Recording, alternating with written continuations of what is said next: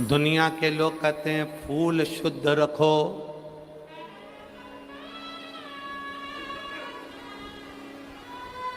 एक पुष्प होता है पारिजात का पुष्प, देखा है आप लोगों ने? पारिजात का पुष्प, उस पुष्प को तोड़ा नहीं जाता, तोड़कर अगर भगवान को चढ़ाया जाता है तो पारिजात का पुष्प फलित नहीं होता, दुख देता है। वो पुष्प का नियम है बाबा जी, वो पारिजात का पुष्प जमीन पे गिरे और उसको उठाया जाए, बिना धोए शिव जी को चढ़ाया जाए तो अनेक फल प्रदान कर देता है।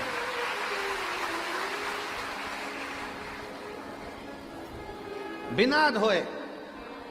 और आज भी प्रमाण है महाराज जी, आज भी हमारे सनातन धर्म में प्रमाण है, जिस पुष्प को पानी में धोकर भगवान को चढ़ाया जाता है वो फूल भगवान स्वीकार नहीं करते। आज भी नियम, वकील साहब, आज भी नियम है। जिस फूल को अगर पेड़ से तोड़ा, पानी में धोया, उसके बाद भगवान को चढ़ाया तो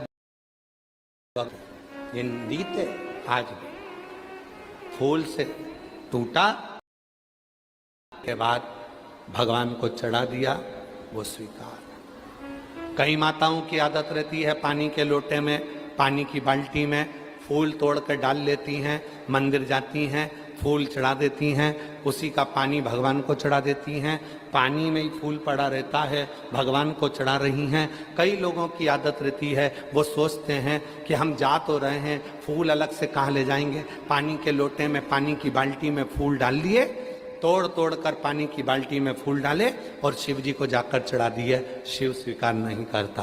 पूरी पुराण को उठाकर देखना, कहीं नहीं लिखा कि फूल को धोकर शिव को चढ़ाना।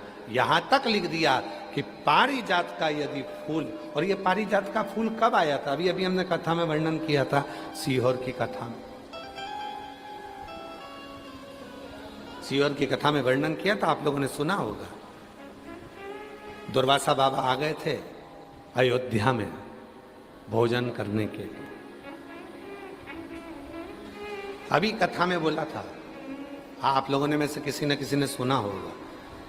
दुर्वासा ऋषि आए अयोध्या, भगवान श्री राम जी, भरत जी, शत्रुघ्न जी, लक्ष्मण जी सब ने आओ भगत करी। मां जानकी जी ने भी प्रणाम करा और राम जी ने कह दिया कि प्रभु भोजन करना है आपको अयोध्या में। तो उन्होंने कह दिया था भोजन तो करूंगा, पर शर्त एक है, भोजन बनाने में अग्नि का प्रयोग ना हो, भोजन बनाने में जल का प्रयोग ना हो, और भोजन बनाने में धेनु का प्रयोग ना हो। कोई दूध, कोई घी, कोई दही, कोई वस्तु गाय की होना नहीं चाहिए, धेनु का प्रयोग भी ना हो, सुनो, अग्नि का प्रयोग भी ना हो और जल का प्रयोग भी ना हो। अब हम चतुर्वेदी जी और अंबाला वाले, आप दोनों की धर्म पत्नियों से कह दें कि बिना अग्नि का भोजन बनाना, बिना पानी का भोजन बनाना और बिना धेनु का भोजन बनाना बन सकता है? तो जीजी बोलेगी कि नहीं बन सकता। बेटी, बनेगा ही नहीं। आप में से कितने लोग हैं जो बिना पानी का भोजन बना सकते हैं, बिना अग्नि का भोजन बना सकते हैं, बिना धेनु का भोजन बना सकते हैं, बिना घी तेल का? और राम जी से क्या कह रहे हैं दुर्वासा जी कि मुझे अगर भोजन कराना है तो बिना अग्नि का, बिना पानी का और बिना धेनु का। और दूसरा, मैं सरयू जी का स्नान कर कर आऊंगा और भगवान शिव की पूजन करूंगा, तो मुझे वो पुष्प ला कर देना जिस पुष्प को अयोध्या और संसार के लोगों ने कभी नहीं देखा हो, कभी नहीं देखा हो। ऐसा पुष्प मुझे चाहिए अयोध्या में शिव जी की पूजन के लिए। दुर्वासा जी ने ये डिमांड रख दी। वो तो भगवान को धन्यवाद देना कि सीहोर वाला बाबा डिमांड नहीं रखता। दुर्वासा जी ने डिमांड रखी कि अग्नि में बना हुआ भोजन नहीं चाहिए, पानी से बना हुआ भोजन नहीं चाहिए, धेनु से निर्मित भोजन नहीं चाहिए, और वो फूल शिव जी की पूजन में चाहिए जो पूरी दुनिया ने ना देखा हो, पृथ्वी पर किसी ने नहीं देखा, वो फूल चाहिए, वो पुष्प।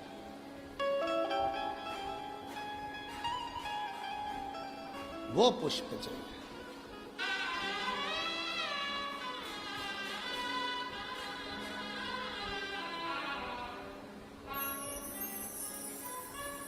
बहुत अच्छा है जो सीहोर वाला बाबा ज्यादा डिमांड नहीं रखता। ये जितने लोग सोशल मीडिया पे बोलते हैं ना कि बाबा इतनी डिमांड, बाबा इतनी डिमांड, तो ये तो छोटी मोटी है, भारी डिमांड होना चाहिए। हल्के फुल्के थोड़ी ना है। विश्वनाथ जी के बेटे हैं, शिव के पुत्र हैं, कोई छोटे मोटे। अब राम जी चिंता में पड़ गए। राम जी के समझ में नहीं आया कि मैं ऐसा भोजन, सीता जी से पूछा तुम बना दोगी? सीता जी बोली बिना आगी के और बिना पानी के, बिना घी तेल के कोई भोजन बनेगा? पूरे अयोध्या में दिखवाया ऐसा कोई फूल जिसको किसी ने नहीं देखा हो। बाबा वशिष्ठ के पास गुरु जी ने कह दिया एक पत्र लिखो, इंद्र के लिए छोड़ दो। उस पत्र में लिखना 2 वृक्ष भेज दो, 2 वृक्ष, एक कल्प वृक्ष और दूसरा पारिजात का वृक्ष, 2 वृक्ष भेज। पत्र गया और वो पत्र इंद्र के चरणों में जाकर गिरा, तो पत्र पढ़ते से ही इंद्रदेव ने 2 वृक्ष भेजे। कौन कौन से वृक्ष भेजे? एक कल्प वृक्ष, एक पारिजात। कल्प वृक्ष इसलिए भेजा गया कि राम जी ने हाथ जोड़े कल्प वृक्ष के और कहा कि भोजन दे दो। कल्प वृक्ष से जो मांगो वो मिल जाता है। बना हुआ भोजन सामने आ गया, ना अग्नि लगी, ना पानी लगा, ना धेनु लगी, और भोजन दुर्वासा जी के सामने।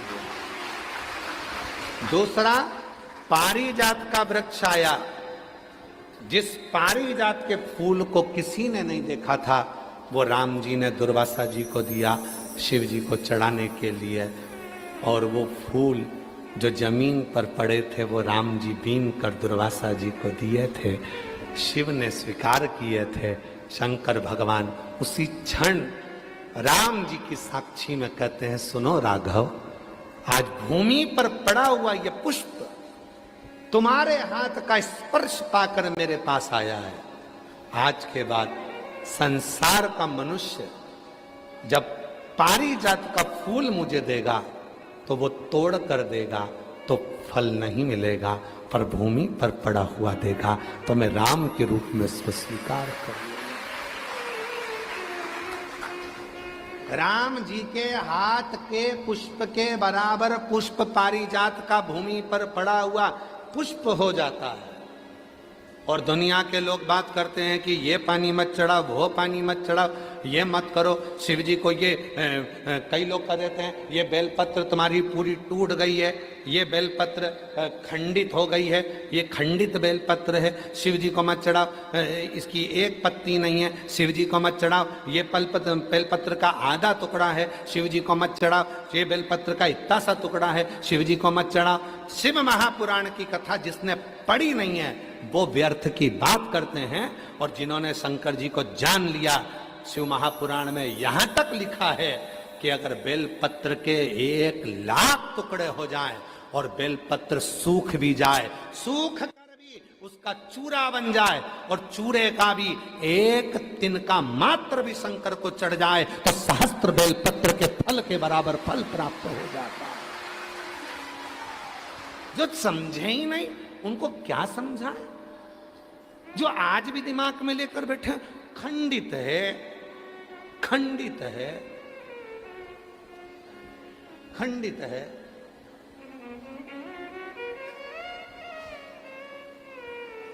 खंडित है। कई लोगों के दिमाग में बैठा रहता है। और आप लोगों से निवेदन है, आज की कथा में से ये वाला वीडियो काट के डाल देना आप लोग।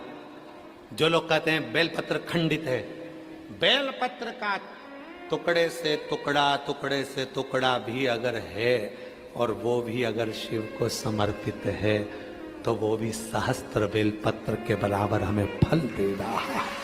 सहस्त्र